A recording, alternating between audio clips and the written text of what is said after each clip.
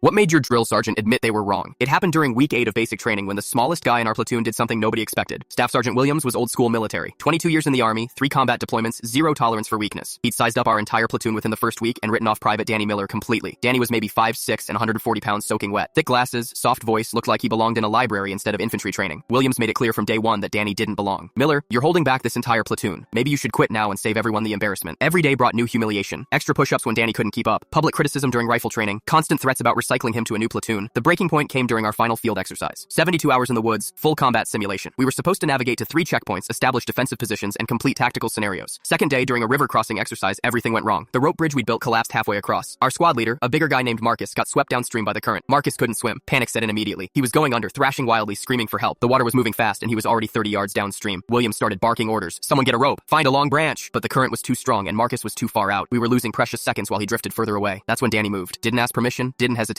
Just stripped off his gear and dove into that freezing water like he'd been doing water rescues his whole life. Kid swam like a fish. Smooth, powerful strokes that ate up the distance between him and Marcus. Reached him just as Marcus went under for the 3rd time. Grabbed him in a textbook rescue hold and started swimming back. The current fought them every inch. Danny had to drag a guy who outweighed him by 60 pounds through rapids that would challenge experienced swimmers. Took him 15 minutes to get Marcus to shore. Williams pulled them both out of the water. Marcus was unconscious but breathing. Danny was exhausted but alert, already checking Marcus for injuries like he'd been trained in advanced first aid. The medics arrived and stabilized Marcus. Full recovery, no permanent damage, but Williams kept staring at Danny like he was seeing him for the first time. That night, Williams called Danny aside. The rest of us pretended to sleep, but we were all listening. Miller, where'd you learn to swim like that? Danny's voice was quiet but steady. Grew up in Florida, drill sergeant. Been swimming since I was 3. Lifeguard certified since 16. Saved 12 people during high school. Why didn't you mention this before? You never asked, drill sergeant. Just assumed I was weak because I'm small. Williams went silent for a long time. Finally spoke again, and his voice was different. I was wrong about you, Miller. Been wrong for 8 weeks. You've got more heart than soldiers twice your size. Danny didn't gloat or argue. Just said, thank you, drill sergeant. Williams walked away, but we heard him on the radio with headquarters. This is Staff Sergeant Williams. I need to file a commendation report for Private Miller. Kid just saved a life under combat conditions. Graduation day, Danny received the Distinguished Leadership Award. Williams personally pinned it on his uniform. In front of the entire battalion, he said something I'll never forget. This soldier taught an old drill sergeant that strength comes in many forms. I spent 8 weeks looking at his body instead of his character. That was my failure, not his. Danny went on to Special Forces selection. Made it through on his first try. Last I heard, he was a sergeant himself, training new recruits. Williams still tells that story during every graduation ceremony, says it's the most important lesson he learned in 25 years of service. The rescue video got shown to new drill sergeant candidates as an example of why you never judge a soldier by appearance alone.